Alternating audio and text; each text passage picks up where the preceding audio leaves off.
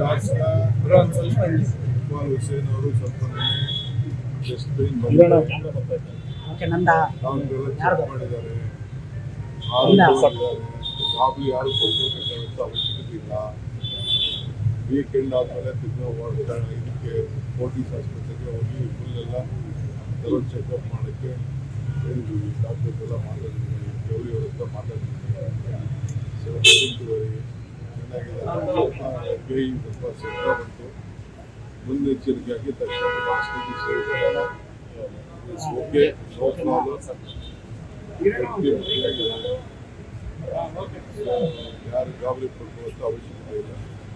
Photos ಎಲ್ಲ ನಿಮಗೆ surgery ಮಾಡಬೇಕು ಅಂತ ಡಾಕ್ಟರ್ ಹೇಳಿದ್ದಾರೆ. ಇಲ್ಲ, ಅವ್ರು ಅವ್ರು ಒಳ್ಳೇದಕ್ಕೆ ಏನಾಗಬೇಕು ಎಲ್ಲ ಮಾಡ್ತಾರೆ. ಪುರಾಣ ಶನಿವಾರ ಮೇಲೆ ಹೋಗಿ ಹಾಸ್ಪಿಟಲ್ ಹೋಗ್ತಾರೆ. ನಾನೇ ಮಾತಾಡಿದ್ದೀನಿ, ಸರ್, ಇನ್ನೊಂದು ಪಕ್ಷಗಳು ನಿಲ್ಲಿಸ್ತಾರೆ ಅಂತ ಪ್ರಚಾರ ಮಾಡ್ತಾರೆ. ವಿರೋಧ ಪಾರ್ಟಿಯವರು ಇರೋದೇ ಟೀಕೆ ಮಾಡಿದ್ದಾರೆ.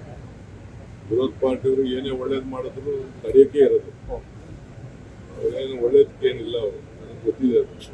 ಅವ್ರ ಕೈಲಿ ಮಾಡೋಕ್ಕಾಗದೆ ಹೋದ ಕೆಲಸಗಳನ್ನ ನಾವು ಮಾಡ್ತಾ ಇದ್ದೀವಿ. ಗ್ಯಾರಂಟಿನ ನಾವು ವಾಪಸ್ಸು ಯಾರು ಕರೆಕ್ಟು ಫೋಟೋಸು ಐಡೆಂಟಿಫಿಕೇಶನ್ ಬೇಕು. ಆಗ ಏನೋ ತರಾತುರಿಯಲ್ಲಿ ಕೆಲವರೆಲ್ಲ ಯಾರ್ದೋ ಫೋನ್ ನಂಬರ್ ಕೊಟ್ಬಿಟ್ಟಿದ್ದಾರೆ, ಯಾರ್ದೋ ಅಕೌಂಟ್ ದುಡ್ಡು ಹೋಗ್ತಾ ಇದೆ. ನಮಗೆ ನೇರವಾಗಿ ಕರೆಕ್ಟಾಗಿ ಅವ್ರ ಅಕೌಂಟ್ಗೆ ದುಡ್ಡು ಹೋಗ್ಬೇಕು.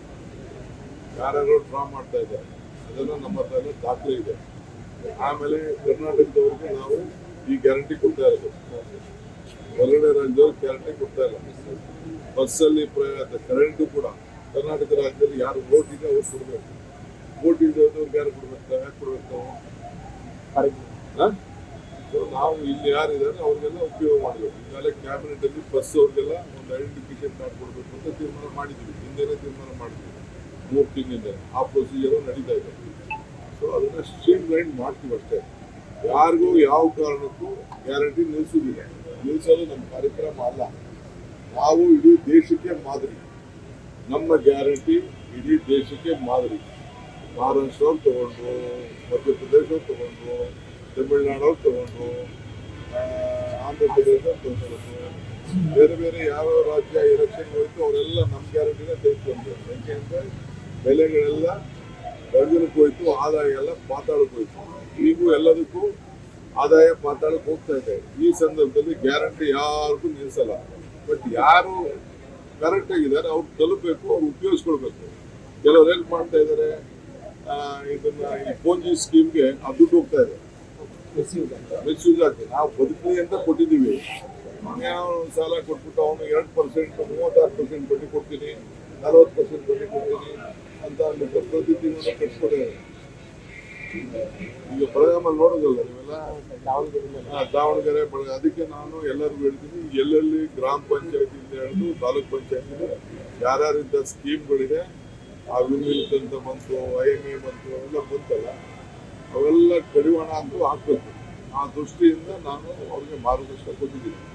ಇದು ನಮ್ಮ ಪ್ರೀತಿ, ನಮ್ಮ ಹೃದಯದಿಂದ ಕೊಟ್ಟಂತ ಪಂಚ್ ಗ್ಯಾರಂಟಿ.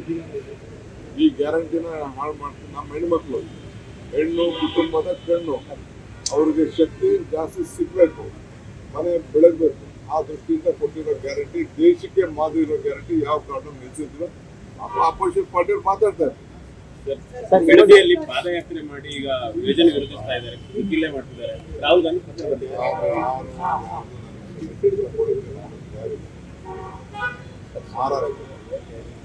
80,000 ಎಕರೆ ಅಕ್ವಿಷನ್ ಮಾಡಿಬಿಟ್ಟು ಹೊಸ ಟೌನ್ ಮಾಡ್ತಾರೆ.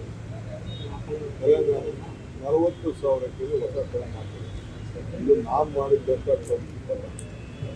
ಹಿಂದೆ ಕುಮಾರಸ್ವಾಮಿ ಅವರೇ ಇದಕ್ಕೆ ನೋಟಿಫೈ ಮಾಡಿದ್ದು. ಹಿಂದೆ ಬಿಜೆಪಿ ಗೌರ್ಮೆಂಟ್ ಅಲ್ಲಿ 1,000 ಎಕರೆನ ಈಗ ಅಕ್ವಿಷನ್ ಮಾಡಿ ತಿರ್ಗಾ KDB ಕೊಟ್ಟಿಲ್ಲ. ಬಿಡದಿ ಟೌನ್ಶಿಪ್ ಯಾರು ಮಾಡಿದ್ದು? ಬಿಡದಿ ಇಂಡಸ್ಟ್ರಿಯಲ್ ಟೌನ್ ಯಾರು ಮಾಡಿದ್ದು? ಆರೋಳಿ ಇಂಡಸ್ಟ್ರಿಯಲ್ ಟೌನ್ ಯಾರು ಮಾಡಿದ್ದು? ಆ ಜಮೀನು ರೈತರು ಹೋಗ್ಲಿಲ್ವಾ? ಈಗ ರೈತರೆಲ್ಲ ಒಪ್ಕೊಂಡಿದ್ದಾರೆ. ರಾಜಕಾರಣ ಮಾಡಬೇಕು ಅಂತಿದ್ದಾರೆ, ರಾಜಕಾರಣ ಮಾಡಿ.